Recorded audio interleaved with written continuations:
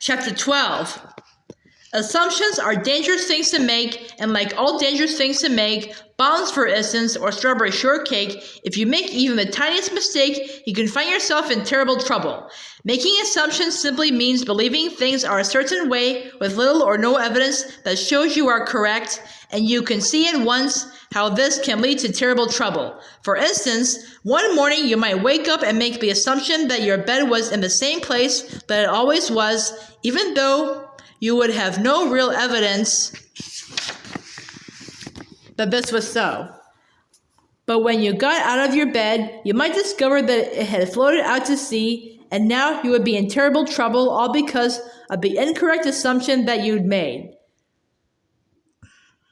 You can see that it is better not to make too many assumptions, particularly in the morning. The morning of the comprehensive exams, however, the Baudelaire orphans were so tired, not only from staying up all night studying and making staples, but also from 9 consecutive nights of running laps, that they made plenty of assumptions, and every last one of them turned out to be incorrect. Well, that's the last staple, Violet said, stretching her tired muscles. I think we can safely assume that Sunny won't lose her job. And you seem to know every detail of Mr. Remora's stories, as well as I know all of Mrs. Bass's measurements, Klaus said, rubbing his tired eyes, so I think we can safely assume that we won't be expelled. Niliko, Sunny said, yawning her tired mouth. She meant something like, and we haven't seen either the Quagmire triplets, so I think we can safely assume that their part of the plan went well.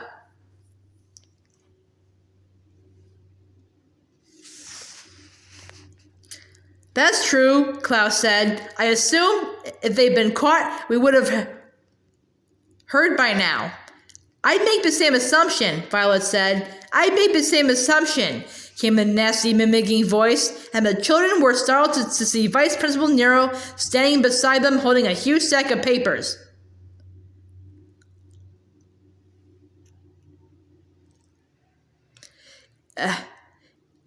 In addition to the assumptions they had made out loud, the Baudelaires had made the assumption that they were alone, and they were surprised to find not only Vice Principal Nero, but also Mr. Remora and Mrs. Bass waiting in the doorway of the orphan shack.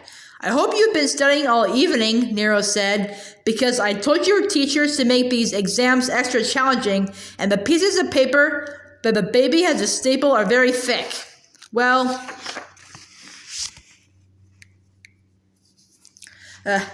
let's get started. Mr. Remora and Mrs. Bass will take turns asking you questions until one of you gets an answer wrong, and then you flunk. Sunny will sit in the back and staple these papers into booklets of 5 papers each, and if your homemade staples don't work perfectly, then you flunk. Well, a musical genius like myself doesn't have all day to oversee exams. I miss too much practice time as it is. Let's begin. Nero threw the papers into a big heap on one of the bales of hay and the stapler right after it. Sunny crawled over as quickly as she could and began inserting the staples into the stapler, and Klaus stood up, still clutching the Quagmire notebooks. Violet put her noisy shoes back on her feet, and Mr. Remora swallowed a bite of banana and asked his first question. In my story about the donkey, he said, how many miles did the donkey run? 6, Violet said promptly. 6? Nero mimicked. That can't be correct, can it, Mr. Remora? Yes, actually, Mr. Remora said, taking another bite of banana. How wide, Mrs. Bass said to Klaus, was the book with the yellow cover? 19 centimeters, Klaus said immediately. 19 centimeters, Nero mocked. That's wrong, isn't it, Mrs. Bass? No, Mrs. Bass admitted. That's the right answer. Well, try another question, Mr. Remora, Nero said. In my story about the mushroom, Mr. Remora asked Violet, what was the name of the chef? Maurice, Violet answered. Maurice, Nero mimicked. Correct, Mr. Remora said. How long was chicken breast number 7? Mrs. Bass asked. 14 centimeters and 5 millimeters, Klaus said. 14 centimeters and 5 millimeters, Nero mimicked. That's right, Mrs. Best said. You're actually both very good students, even if you've been sleeping through class lately. Stop all this chit-chat and flunk them, Nero said. I've never gotten to expel any students, and I'm really looking forward to it. In my story about the dump truck, Mr. Remora said, as Sunny began to staple the pile of thick papers into booklets, what color were the rocks that it carried? Gray and brown? Gray and brown? Correct. How deep was my mother's casserole dish? 6 centimeters? 6 centimeters? Correct. In my story about the weasel, what was his favorite color?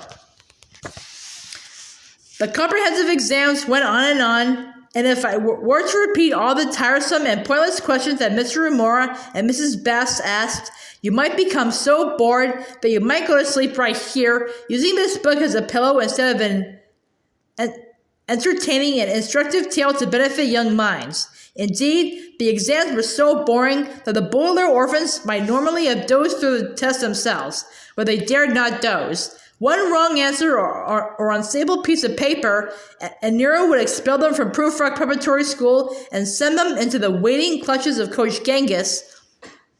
So the three children worked as hard as they could. Violet tried to remember each detail Klaus had taught her. Klaus tried to remember every measurement he had taught himself, and Sunny stapled like mad, a phrase which here means quickly and accurately. Finally, Mr. Remora stopped in the middle of his 8th banana and turned to Vice Principal Nero.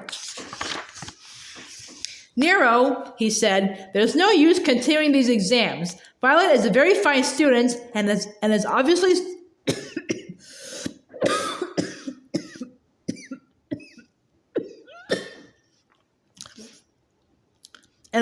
studied very hard.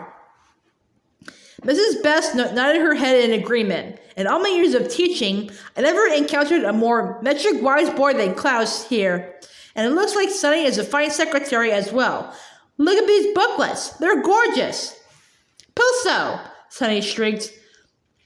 My sister means thank you very much, Violet said, although Sunny really meant something more like, my stapling hand is sore. Does this mean we get to stay at Prufrock Prep? Oh, let them stay, Nero, Mr. Remora said. Why don't you expel Carmela to Spats? She never studies, and she's an awful person besides. Oh, yes, Mrs. Bass said. Let's give her an extra challenging examination. I can't flunk Carmela to Spats, Nero said impatiently. She's Coach Genghis' special messenger. Who? Mr. Remora asked. You know,